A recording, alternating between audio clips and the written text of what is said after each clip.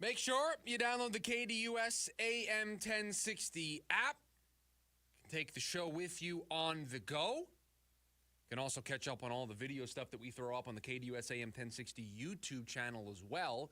All that stuff feeds into the app. So the app, your one-stop shop for everything, lunch break and everything KDUS AM 1060. So go ahead and download the app today. In about 15 minutes or so, how much blame do we deserve? Yes, that's right. I'm turning the attention to us. How much blame is on us for where we stand with the Phoenix Suns? That coming up in about 15 minutes from now. But I said we would talk a little Cardinals free agency. One of my favorite tweets of the entire year came out today. It is one of the things I look forward to around this time. Mike Clay puts out, for those of you who don't know who Mike Clay is, senior writer for the NFL over at ESPN, and he puts together a free agency cheat sheet. He puts together a list of all of the players that are going to be available at the different positions in free agency, unrestricted, and he kind of organizes them loosely, at least at this stage, with the good players, the great players towards the top, and you can look at the depth options. So he put out that tweet earlier today and said the first run of the 2025 NFL unrestricted free agency cheat sheet is here. And so I thought, well, this is perfect. All the names in one place. We can do a little compare and contrast. We can say Cardinals need, what's available? Do we like the group? What are some names that we are going to circle to say, hey, that person might be really good for a team that has a bunch of needs and, oh, by the way, has $74.3 million in projected cap space to spend this offseason. Cardinals might be in the middle of some stuff. So let's see what they might be in the middle of. And so I think the place that we should start is edge rusher, right? Because it's one of the 5 pillars. If you missed yesterday's show, go out and check the podcast. We talked about the 5 pillars of building a team: quarterback, left tackle, wide receiver, edge, and corner. Where do the Cardinals stand when it comes to the 5 pillars? Need somebody to fill that edge group. You feel really good about everywhere else. Maybe the quarterback is up in the air. But for next season, you think you have that? Cardinals feel like they're in a really nice spot when it comes to the 5 pillars. But edge, the big glaring thing. And of the 5 pillars, you'd put edge towards the top, meaning somebody that can get after the quarterback, be a disruptor, right? You need that. You do not win in the NFL. How many games did we watch this season for the Arizona Cardinals? And you watching the game at home, or when we got back together here on this show on a Monday, did we talk about they just need to get after the quarterback more? They're making it too easy. They're allowing these quarterbacks to have all the time in the world to make plays or extend plays and just keep the defense on the field. It was over and over and over again. We said it. You watched it in real time, and we broke it down here on this show. So here are the names at the top of the list. It's Khalil Mack, Josh Sweat, Chauncey Golston, Chase Young, Brandon Graham, Emmanuel Agba, Charles Omenihu out of Kansas City, Derek Barnett in Houston, DeMarcus Lawrence, Marcus Davenport, Dante Fowler Jr., Azeez Ojulari. Those are some of the names that you have towards the top. And for those die-hard, long-standing listeners, can we say that for a show that's only been going for about 3 or 4 months? I think it's fair. For those of you who have been here since day one, you have been members of the lunch break. You take your lunch break with us every single day.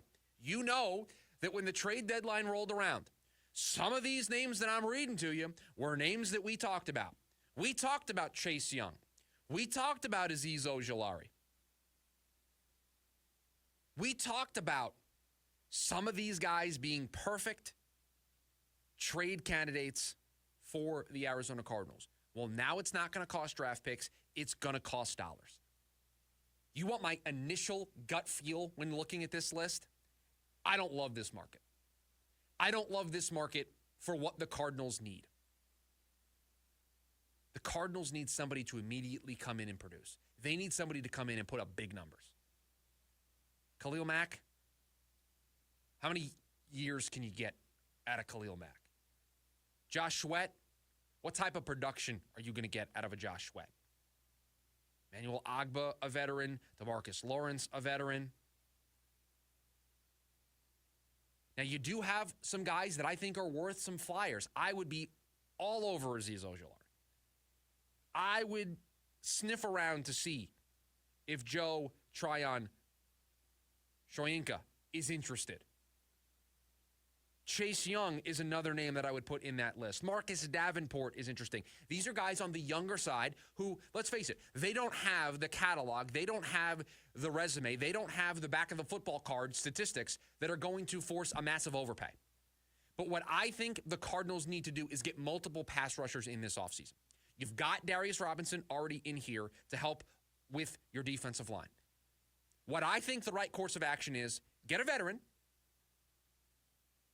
but pair that veteran with a draft pick, either in the first round or the second round. You want a long-term solution, but you also want somebody that can come in and produce. And let's face it, what is going to help the Cardinals more than anything is having multiple options. If you had multiple guys that at least teams had to pay attention to, somebody's going to be able to break through. But if you only have one guy, if you only had Hassan Reddick, teams are going to focus on him. They're going to double him. They're going to take their running back or tight end and chip and take him out of play, and then they're going to look at the rest of the group and say, we'll let you beat us. So the Cardinals need volume. They need quality, but they also need quantity. And so unless you're going to make the big splash, unless you're going to get a Myles Garrett, unless you're going to get a Max Crosby, you're going to get the creme de la creme. You're going to get the upper echelon elite tier pass rusher is going to shake loose somewhere, is going to be disgruntled, wants a new contract, wants out, and you're the team ready to strike. Unless that happens, this is the list I have to work off of. And this list doesn't inspire a ton of confidence that you're going to find a bona fide, slam dunk, elite level pass rusher. Are you going to find a good quality pass rusher to add to your group? Oh, yeah, there's plenty. There's names across the board. They might get two of these guys. Carl Lawson had a nice bounce back year in Dallas. He might be a low risk, low dollar amount guy that you bring in. There are guys on this list that you bring one or two of these guys in and you pair them with a rookie, and now you maybe don't have a top end group that's super elite, right? Maybe you're not going to be in the conversation like we just said with Myles Garrett or Max Crosby, but your depth across the board, you might be able to put together one of the more deeper groups by pairing a couple of these free agents with a draft pick or two. That feels like the approach. Unless the big fish emerges, there isn't really a big fish available in free agency that wouldn't, I think, be a massive overpay. Now, one of the other trains we've been driving here is getting a running mate for Marvin Harrison Jr.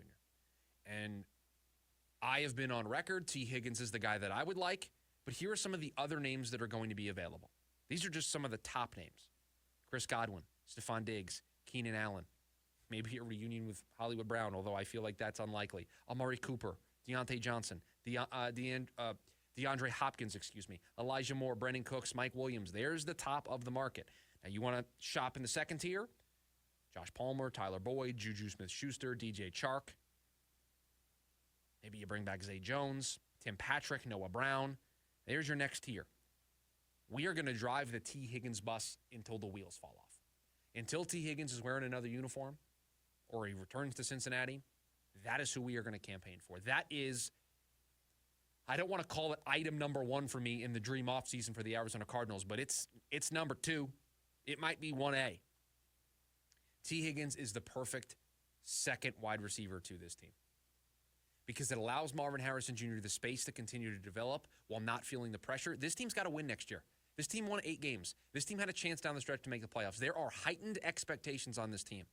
So why not go out and get somebody who's established, get somebody who's been there, done that, get somebody who's been through the grind of a postseason run, veteran, produces numbers, and as Marvin Harrison Jr. develops, you know that T. Higgins can operate in a system where there is another receiver that gets a heavy workload. He put up big numbers, was a huge target on a team that had Jamar Chase. So you don't worry about having that issue with target share. You don't worry about having that issue of feeding both of these guys targets.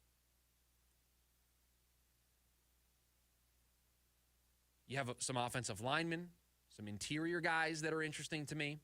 But edge and wide receiver is where I focused. And truthfully, the edge market has some names that you recognize, some names that would be good additions. But I don't see the slam dunk like I do with T. Higgins. Now, maybe doing a deep dive on Khalil Mack's past couple of years or looking at some of these other guys, there might be somebody who jumps off the page at me.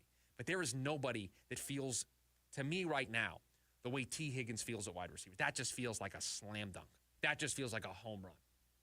Team needs to improve their offense. Team needs to get another wide receiver. They tried last offseason, didn't necessarily work. So they need somebody. They've got all the cap space to be able to do it.